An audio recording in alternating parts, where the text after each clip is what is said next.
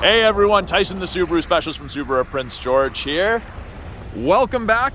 Right here we have our first 2022 Ascent Onyx Edition. So this is a new trim level for the Ascent in 2022.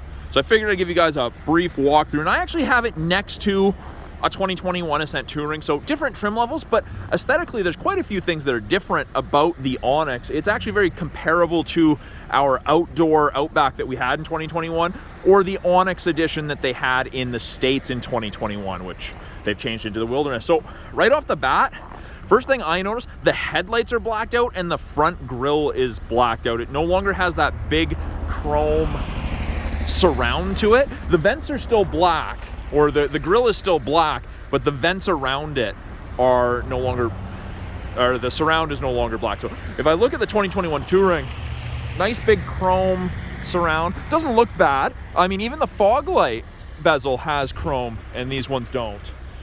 And then the headlights, chrome versus the blacked out. Now, they have changed the headlights on the Onyx to being steering responsive, so they will swivel when you turn at speed.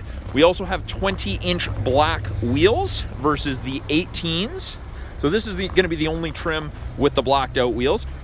The mirror caps are body color on the Touring. You get the black on the Onyx. You also get the window trim surround in the black as opposed to the chrome. So I actually had someone looking at this earlier and they said something, and I think I agree with it. They essentially said it's a murdered out or blacked out Touring, which is very, very comparable. It's an aesthetics package. I quite like it. At the back here, the spoiler is that same gloss black. And on the Touring, it's body color. So I quite like it. I think it's great. The badging at the back is the dark, whereas it's the chrome on the Touring. And you get the Onyx Edition badging. Now, even the chrome along the back, it's dark chrome. It's nowhere near as bright.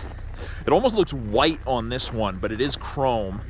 But yeah, so it's blacked out. It's darked out chrome. I think that's probably the only piece of chrome on the vehicle, which I'm not a huge chrome fan, so it appeals to me. It is a power lift gate. You can do it from the key, the door, or the driver's seat. In the back with the third row up, still a decent amount of space. You can recline these further should you want. And the headrests do pop up. It is that same material in the third row as the second and the front, and I'll get to that. It's the soft touch all-weather upholstery. So the idea is to make it outdoorsy. Power gate, lock everything, so you don't have to fish your keys out of your pocket or walk back up for it to lock it. It won't lock right now because it's running, of course, but just a look at these. Now, this hasn't been fully through the shop, so it is still dirty. It is PDI'd, ready to be driven, just hasn't been detailed yet. Onyx only comes as a 7-seater. 8 seats is not an option. Now, this is that soft touch all-weather upholstery. The name brand in the States is StarTex. It's the same thing. It's not cloth, it's not leather. It's kind of like a neoprene. So the idea is you can get dirty. You have pets, they get dirty. Easy to wipe them down. Access to the third row is either through the center or just like on the 8-seaters, the second row leans, slides, there you go. It's the same material in the third row.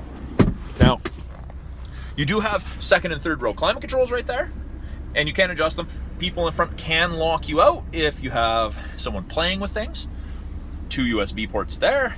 Got cup holders out of the center. They fold down. Of course, we do have bottle holders, or cup holders and bottle holders in both doors. Nice black carbon fiber trim. The panoramic sunroof moonroof does extend into the second row, so even second row passengers can appreciate it. Up front, this is nice. It suits the vehicle. This black trim, carbon fiber trim, goes throughout the vehicle. In every other trim level, it's kind of a cream off-white color that breaks up the dash. This goes really well with it. I think it suits it thematically. We have, again, the soft touch all-weather seats, the StarTex, power driver seat, bunch of buttons down here. This is to open the lift gate. That's to turn on all of the interior lights. You can set the height for the tailgate so it only opens X percentage. If you park in a low parking garage, you have trees on your property and opening it would hit them, stuff like that. Brightness for the gauges, traction control, and blind spot detection. So I'll show you the blind spot detection. So you've got these little black screens on either side there. Now, if someone pops up in your blind spot on either side, it's going to illuminate orange like that on either side. Now, if you put your turn signal on while the light is illuminated, it will flash at you to grab your attention. There is no audible chime. It's an aid, not a replacement for shoulder checking. Left-hand side of the steering wheel, we have our Bluetooth and audio controls. You can make and take calls, control the volume of the calls and the music. Right-hand side has our adaptive cruise that uses the 2-color stereo eyesight cameras to set the distance behind the vehicle ahead of you. 4 bars, 3 bars, 2 bars, 1 bar, so you can follow at a safe distance. Now, 4 bars at 100 kilometers an hour is approximately 150 to 180 feet behind that vehicle ahead of you. Now, if you catch up, you'll slow down, you'll match their speed. If they slow down to 70, you'll slow down to 70 and get a little closer. Will bring you to a stop. I don't recommend you let it do that for you. It's an enhancement, not a replacement for you. Lane centering works above 60 kilometers an hour, and you can see that those lines on either side of the distance there illuminated when the cameras can see the road lines, which, of course, on a day like today, you can't see anything on the road. Welcome to Canada, where the lines are made up and the rules of the road don't matter. But it will illuminate on whichever side it can see, and it'll actually give you gentle steering input either direction to keep you in the middle of your lane. Great for long distance trips. Now, they've added the heated steering wheel to the Onyx. Every trim level but the convenience trim level gets it this year, and it's full circle. So before, it would not heat between the seams, and there was a little spot down here that doesn't heat, and it's warm. It's even warm right in the middle here. So they've added heating elements all the way around, which is very, very cool. I thought the reason that they only did it kind of where your hands were supposed to go before was to enforce safety, because that's what Subaru is about, but they've made that change. Obviously, it wasn't a big enough difference. Little information screen up here, just kind of a digital analog style. Every time you press the info, it'll change the centerpiece. So you got your thermometer, nothing, clock, estimated distance to empty, your fuel economy for trip A, trip B, average speed on your trip. Very handy. This is very cool. So it'll tell you, even if someone in the second row or third row doesn't have their seatbelts on. It'll illuminate red if someone's sitting there or you have enough weight on the seat and you're driving. It's very, very cool. It's very handy. You can tell if one of your kids has undone their buckle or one of your passengers. Easy way to keep an eye on passengers without actually having to look at them and check that they've got them buckled. 8-inch display screen. It does still have the plastic on it. We do leave that on a lot of the vehicles until time of purchase. Just reduces the chance of scratching anything. So it is all touch, but we have physical buttons down here. This is the home screen. You've got your apps for Apple CarPlay, Android Auto, all the important stuff that you would expect. You get a 3-year trial of the My Subaru Connected services. I can't show you that right now because the vehicle's not registered. The trial will not be engaged. This screen is also our backup camera. As soon as I put it in reverse, backup camera pops up.